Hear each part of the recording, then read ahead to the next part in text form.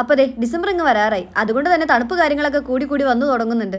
അതിൻ്റെ ഫലമായിട്ട് എൻ്റെ മൂക്കിൽ നിന്ന് കുടുകൂടാന്ന് ഒഴുകാനും തുടങ്ങി. എൻ്റെ സൗണ്ട് പതുക്കെ പോയി തുടങ്ങിയിട്ടുമുണ്ട്. പിന്നെ പറയാനായിട്ട് വന്നത്, നമ്മുടെ നാട്ടിലെ ബൺമസ്ക ഇപ്പോഴും ട്രെൻഡ് വിട്ടിട്ടില്ല. ഉള്ളത് പറയാലോ, വൺ ടൈം കഴിച്ചിട്ടുണ്ടെങ്കിൽ ഈ സാധനത്തിന് അഡിക്റ്റ് ആയി പോകുമെന്ന് പറയുന്നത് വെറുതെയല്ല. പിന്നെ ഇവിടെ ഈ ഒരു ഐറ്റം ഡെയിലി 250 രൂപ കാശ് മുടക്കി കൊടുക്കാനായിട്ട് എൻ്റെ അപ്പൻ അംബാനി ഒന്നും അല്ലല്ലോ. അതുകൊണ്ട് തന്നെ തുച്ഛമായ റേറ്റിൽ ഈ സാധനങ്ങളൊക്കെ മേടിച്ച് വെച്ച് സ്റ്റോക്ക് ചെയ്യുകയാണെങ്കിൽ നമുക്ക് ഇഷ്ടമുള്ള ഈ സാധനം ഉണ്ടാക്കി കഴിക്കാൻ പാടില്ലേ. പിന്നെ ഒന്നും നോക്കിയില്ല, 2 പാക്കറ്റ് ബണ്ണും ഈ ബട്ടറും പിന്നെ മിൽക്ക് മെയ്ഡും കുറച്ച് വാനില എസൻസും മേടിച്ചു. ഈ ബട്ടറും 2 ഡ്രോപ്പ് വാനില എസൻസും മിൽക്ക് മെയ്ഡും വെച്ചിട്ട് ഇതുപോലെ അങ്ങോട്ട് ബീറ്റ് ചെയ്തെടുക്കാനുള്ള മെഷീനും നമ്മുടെ കയ്യിലില്ലല്ലോ. സോ അതുകൊണ്ട് മിക്സ് തന്നെ ചേരണം.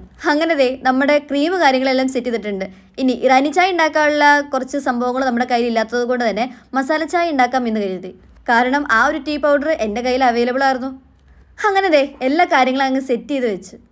ഇറാനി ചായ ഇല്ലാത്തതുകൊണ്ട് ടേസ്റ്റ് പോവോ എന്നൊരു ചെറിയ പേടി കാര്യങ്ങളൊക്കെ ഉണ്ടായിരുന്നു. എന്നാലും ഉള്ളത് വെച്ച് നമുക്ക് അങ്ങ് അഡ്ജസ്റ്റ് ചെയ്യാം. അങ്ങനെ ബണ്ണ് നടുക്ക് അങ്ങ് ഇതുപോലെ കട്ട് ചെയ്തിട്ട് ഫുൾ അങ്ങ് ഫില്ല് ചെയ്ത് വെക്കുക നമ്മുടെ ക്രീം കാര്യങ്ങളൊക്കെ. നമ്മൾ ഷോപ്പിൽ നിന്ന് വാങ്ങുമ്പോൾ അവർ നല്ല രീതിയിൽ നമുക്ക് ഇതുപോലത്തെ ഈ ക്രീം കാര്യങ്ങളൊന്നും ഫില്ല് ചെയ്ത് തരത്തില്ലല്ലോ. നമ്മൾ വീട്ടിലുണ്ടാക്കുകയാണെങ്കിൽ നമ്മുടെ ഇഷ്ടത്തിന് നമുക്ക് ഫില്ല് ചെയ്ത് കഴിക്കാം. അതുകൊണ്ട് തന്നെ നല്ല രീതിയിൽ ഫില്ല് ചെയ്തിട്ടാണ് ഞാൻ കഴിച്ചത്. പിന്നെ ഇത് കഴിച്ചിട്ടുള്ള റിവ്യൂ കാര്യങ്ങൾ എങ്ങനെയാണെന്ന് പറയുകയാണെങ്കിൽ ഉള്ളത് പറയാലോ, വൺ ടൈം ഈ സാധനം നമ്മൾ കഴിച്ചിട്ടുണ്ടെങ്കിൽ നമ്മൾ അതിന് അഡിക്റ്റ് ആയി പോകും.